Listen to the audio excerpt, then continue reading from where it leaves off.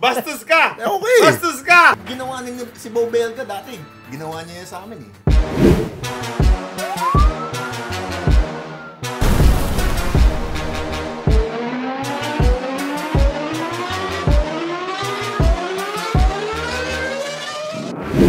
Amazing.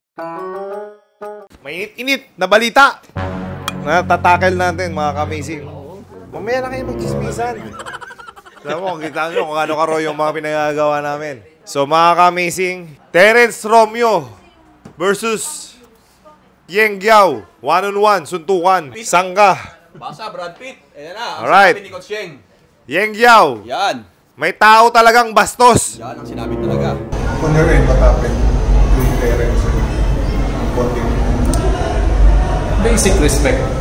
Sa basic respect, alam mo naman na San Miguel is a class organization. Alam mo naman na kaibigan natin yung coaching staff nila, yung mga boss doon.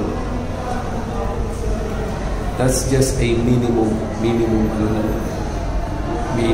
requirement for ano lang yun, for respect. Wala naman tayong quotient sa semis eh. And hindi naman bagong player si Terence. I'm sure alam niya yun. Nagulat din ako na ganun nangyari na medyo bastusan ang labas. The mere fact no, na they're the seeded number 1, they're the best team, they have the best record, they have the best talent. That in itself should make them a class organization. And part of being a class organization is giving due respect doon sa mas mababa sa'yo. Pero yun nga, hindi naman ginawa, hindi nangyari. So, nagalit din ako. I lost my temper. Pero deserving sila kung bastusan naman ang labanan. Ayaw mo naman mambastos, pero pag binabastos ka, magpapaguli ka din sa mga siguro expression of disappointment na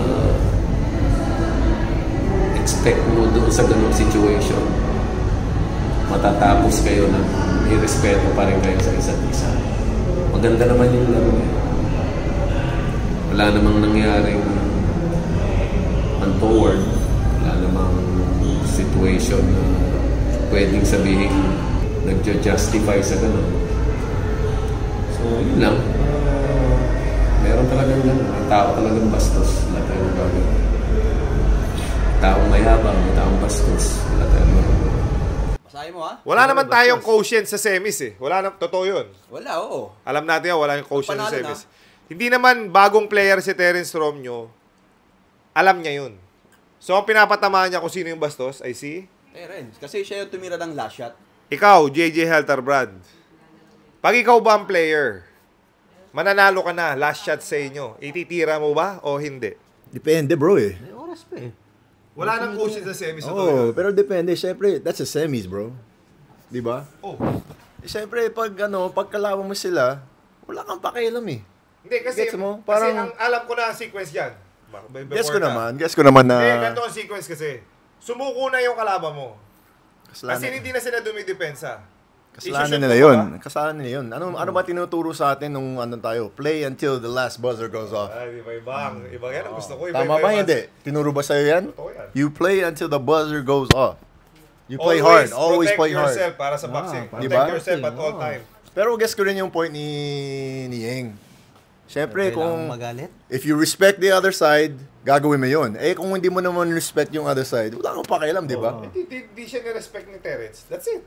Bottom line. Baka, kasi ako, kung hindi ko wala akong ano sa... Magalit ka, bahala kayo. Dapat hindi kayo nagpatambak. Di ba? Ganon yung mindset mo, di ba? Sumuko na yung rain or shine. Didiin ko yan, bro. Titira mo pa rin? O, hindi sasabihin ni King, yaw bastos ka Di din. bastos ako. Anong pakialam ko sa ano niya? Bastos ka! Okay. Bastos ka! Bro, this is the semi-finals. Walang kaibigan. Di ba kasi yung point yan, you trying to take food from my family by winning. Oh, anong mas bastos dun? Panalo ka na nga eh. Kahit na, you're trying to take their hearts para next game, wala silang kumpiyansa. Ayun. Oh. So, ang goal mo lang is para Ma-down sila hanggang next game. Yeah, may ano yan eh, may mental ano yan eh, warfare din yan eh. Yan yung side niya. That's his outlook. Coaching You side. can't say na mali siya. It the most. You know, Junmar Fajardo did not dominate in this game. As Dennis Romeo wanted to give his hometown crowd another thing to cheer about here with a 3. And that's going to do it. But Coach Yang is not happy about that. Pero as a player side, ako parang man, didiin ko to, bro. Dami nangyayari sa NBA niyan. Yung mga Yeah, binabago ng kaya nga, nag-aaway sa sila NBA eh. yan. That's the thing, why do you get mad? Kasi ever since we were little, yung tinuturo sa atin, you play until the buzzer goes off, no matter what. Diba? Pag hindi mo ginawa sa practice yun, tumigil ka sa practice. Si Yang Yao pa yung maunang sisigawan ka eh. Diba? Mumurahin ka pa. Oh. Tapos pag sa game, pag ginawa mo yun, bawal. So, I don't know. O ikaw, Parang, Box, anong masasabi mo? yun lang yung take ko dun. Hindi, alam mo kung sino pang isang coach na ano dyan, na nagagalit pag ganyan. Coach Tim Cone. Oo, naiinis din yun. Lainis siya, lagi nagagalit yan pag kumbaga down niya yung team niya, talo na, tapos ititira pa ng last shot ng kalaban. Di ba, minsan nga hindi pa siya nakikipagkamay. Dahil parang ayaw ko, yung ganun yung mentality ng mga coach eh. Pag panalo ka na, wag mo na itira. Oo. Eh, player niya si Helterbrand. Itinira niya. Magagalit ba si Tim Con kay JJ? So, yun din isa. Dapat nga, tama si JJ. Ngayon, nagets ko na yung gusto ni JJ para tingin. Basketball yan. Kaya nga may oras eh. Hanggat di pa tapos yung oras, dumipensa ka. Tsaka yung nangyari kay Terence, kasi parang hometown niya yung ano eh, yung doon sila naglaro sa province ni Terence eh. So parang pakumpiyansa rin sa kanya yun eh. Tsaka minsan, nag-ano ka yun, wala pang oras, di ba? Titignan mo yun. Nag-ano ka lang, yung parang... Sumushoot. Ano mo Sumushoot. lang? Oo eh. Yun din yung pumasok. nangyari kagabi. Napanood ko yung last ano Diba? kagabi. Pag tira niya, na-shoot niya You're eh. just trying to beat the buzzer just to beat the buzzer. Kasi nasanay lang tayo ng ganun eh. Sila eh. Yan ang tanong, kung player ng ni Yang Yao gumawa yan, papagalitan ni Yang. Eh, ginawa ni si Bo Belga dati. Ginawa niya yan sa amin eh. Man, come on bro. Everyone does that. So, Coach Yeng, relax. Hindi, baka kasi... Hindi, Relax ka lang. Walang ano kay Coach Yang kasi yan yung ano sa kanya eh. Yan yung opinion niya eh. Okay. I respect the opinion, pero there's always another side. You gotta respect Terrence's side also. Yes, mo kanong ako as a player, mindset ko, man, I'm gonna keep playing till the buzzer goes off. Pero there's times na mindset ko rin, they've had it. Sige, tama na. Ibababa ko na yung bola. Oo. So, it depends. Iba-iba naman kasi yes. Oo, Iba-iba it talaga depends, yan. bro. Yung mentality ng player eh. Ganun talaga eh. Ikaw, sure. As a avid viewer ng PBA. Kung ako, shoot ko talaga yun. Wala akong pakialam kung halimbawa ako yung player. Kung talo ka, tanggapin mo na lang. Hindi ka Ang matatakot tanong, kay Coach kung Yeng? masushoot mo Bakit yun? ako matatakot? Kasi kaya lang naman nagkakaganyan, pag talo ka kasi, lahat na lang issue eh. Talo ka eh. Siyempre, Lahat bibigyan mo ng issue kung bakit ka natalo. So, kay Coach bakit Yeng ka mo sinasabi yan? Oo. Oh? Kasi bakit kalaban mo yung kabilang team? Bakit ka kailangan magreklamo sa kanila? Kalaban mo yun eh. Di ba? Dapat sinabihan mo yung player mo na Oo, dumipensa correct. ka kahit... Dapat, hindi Yan! ka nagpatambak. Hindi, yung point kasi Diba? ni Coach Yang, they respect the other team, they respect the management, they respect the coaching staff. So bakit parang So, sige. walang respect sa kanya? Hindi, sige, ganito. Yung ganun. Ano bang negative na nangyari sa kanila doon sa pagkakashoot o hindi na-shoot? Wala lang. Parang Wala naman, di ba? Yung pride lang nila. Kaya nasaktan. nga, pride lang yun. Yes, pride. So, kung pride lang yan, ano sabi? Huwag na ituloy. Kung baga sa mga sinasabi natin pa naglalaro tayo ng mga card games natin. Huwag na ituloy yan. Kung pride lang yan, wag mo na ituloy sa poker, di ba? Sa poker. Ay, alam ko na bakit. Baka may tayang ending sa Game X Oh, yun. correct. Natalo. Sa GameX. Oh, yung naglalaro ka ng Game X, di ba? Kasi na-shoot pa sa... Panalo na siguro siya, kaso sinot ni Terence Oo. na wala Ay, yung nakatayo number sa niya. Game X.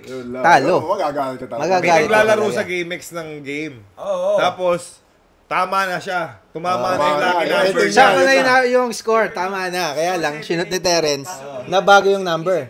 Si Coach Yeng yun. Siya nagalit eh. Siya yung talo. Yung score nun, 4-7 na yung ending eh. Na-shoot na Terence, naging 7-7. Natalo pa yung sa Game X na tumaya. Yun yun. Yun Kaya yun. nagalit. Ending lang yan. Kasi bro, that's happened to us, Ginebra, before. I think plenty of times. Magagawa. Talo ka. Diba? Parang okay. Sabi nga, pag talo. Sige, bawa na lang next game. Ano, speaking of Game X, naglagay ako ng lucky number ko sa Game Yan. 2. Sa Game 2 ng NBA. Oh. So, yung per quarter, 4 na quarters yun, di ba? Let's go, Minnesota! Let's go, Dallas Mavericks! So, ang nilagay ko, Boston, 1-0. Gax, ang nilagay ko na number sa akin, sa mga nakaka-amazing, Game 2 po, 1-0, at 0-1. Lahat ng quarters, pagka tumama yung lucky number ko ng 1-0-0-1, yung 10 pesos ko, magiging 700 pesos. Para ka nanalo sa loto. Di ba? Para ka nanalo sa loto. Actually, mas madaling manalo sa GameX kaysa sa loto. Ay, may shoutout pala ako. Marlon Salvador? Marlon Salvador. Baka naman may Dirk Nowitzki ka dyan. Oo nga, Nalaman speaking of niya the na NBA cards. Anthony Edwards fan ako. Yun. Ever since. Pakita mo, Since day pakita one. mo. Tsaka si Shai Gilgeous-Alexander. Fan ako nun, mga point guards. Siyempre, So, yun ang laro mo. pinadalan ako ng rookie card ni Shai. Card? Rookie card niya. Ano pa yan? Sana all. Patingin nga ako may nga, ganyan. siya, number Ikaw kulit ka ba ng ganyan? Yung anak ko. Yung anak mo. Tapos sino pa? Tapos, Oo, binigyan din ako ng Clippers pa siya dito. Prism rookie card ni Shai Anthony Edwards. Gilgeous. Alright. Ito pa, emergent rookie card ni Anthony Edwards. Ooh. Tapos binigyan niya akong dalawang Mga ilang dang ano pa, ilang taon Paris pa. Maxi rookie cards. Oh, ganito. Shout out bro, I appreciate it. May utang ka pa sa akin 30 minutes na massage, di ba? Ay, ako din. Tama, Wala hindi. naman dito yung kalaban. Double or nothing. Okay. Dallas versus Minnesota Laban ako dyan. series. Laban ako dyan. Pagka nanalo ko, yung magiging isang oras. Oo. Pag nanalo ka, Quits. quits. Let's do! Let's go! Dallas Mavericks! Ikaw, Somaps ka. Luka Doncic! I believe. Ha? I believe Anthony Ikaw ba? Edwards. Ano ba sa'yo? Bilib ako sa anak ni Michael Jordan. Minnesota ka din? Hindi. Boston ako eh. Ay, bakit bilib ka kay... Bakit Minnesota sinasabi? Boston ka pala. Siyempre, anak ni Michael Jordan yun eh. Oh, wala kang kalaban. Eh si Wala Sher, akong laban. ano Ay! ba yung team mo? Sir, Dallas. Ay, Dallas din to eh. Mag-pressure ka na. Ayoko nga. 0-1 ka na. 0-1 ka agad. So, mga kamising, abangan nyo po ang isang oras na massage. Yan, tig 30 minutes per foot. Malaman di ka na makalakad. Ano yun? Live yun. Isang oras live yun. Okay, nakatutok lang sa'yo, nagmamassage ka. Yun yung content natin. Partida 1-0 ka na. Do your best, my friends. Okay, so mga kamising, paalam na po kami. Also, I want to give a shout out to Albert of Converge. Shout out to you, bro, for always fixing my internet, man. Iboto po natin. Wala Gako, pa. Darating Gako. na halalan. Jerwin Gako po. Wala pa. Relax ka lang. Shout out sa Shout out GameX. lang. Shout out sa Pocari Sweat, Beastar, Siloon, HJC, Kinetic. Recognize, thank you. Ano recognize na naman? Recognize. Text. Pocari Sweat. Big Boy Cheng. Fortuny. Shout out to you. Diban guys. TV. Diban TV. Sino ba? Eurotex. Meron na. Clean all. Piniglo. Of course. Ay, Uniqlo, Boss Moch. Boss Boss. SJC. Number one. Number one. And, may bago tayo. Oh. Ducati! Mga kamising, nakaka-proudly announce na kami po ay lumipat na ng Ducati. Number 1.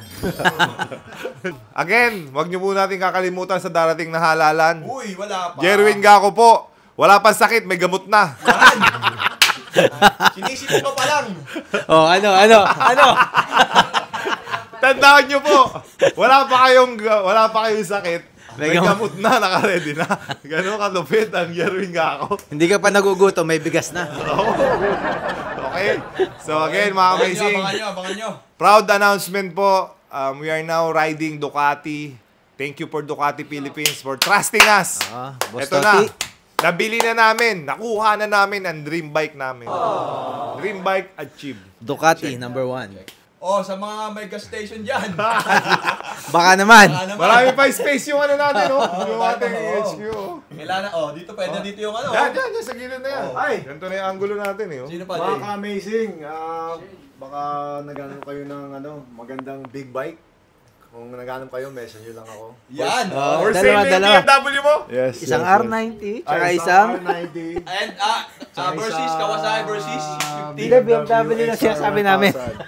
Okay, so mga BMW naghahanap ng... Yung Kawasaki ni Jerwin, papamigay niya lang to our next Hindi, pag ano... subscriber. Hindi, Pwede sa, naman. Sa YouTube Paparapol. na, pag naka-ano na siya. Ipaparapol mo namin 100,000. versus 600 ni Gako. Hindi, 100,000 lang. Sa 100,000. Parapol ko po. So guys, message nyo lang. Dalawa pa. Comment lang kayo pag interested kayo. Ha? XR yon ang mileage niya 8,000. More or less. More or less. Less than 9K. Pero naka-setup. Bagong-bago pa. Yeah, fresh na fresh pa. Alright, so mga amazing. R90. Let's go! Amazing!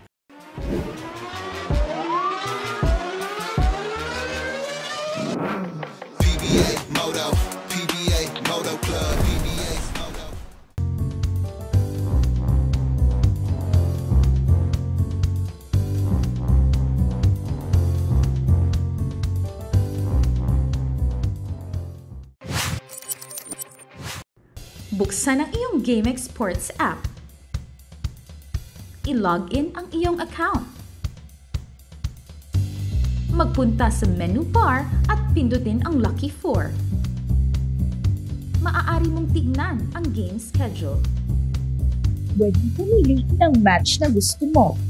Ilagay ang iyong lucky 4 digits.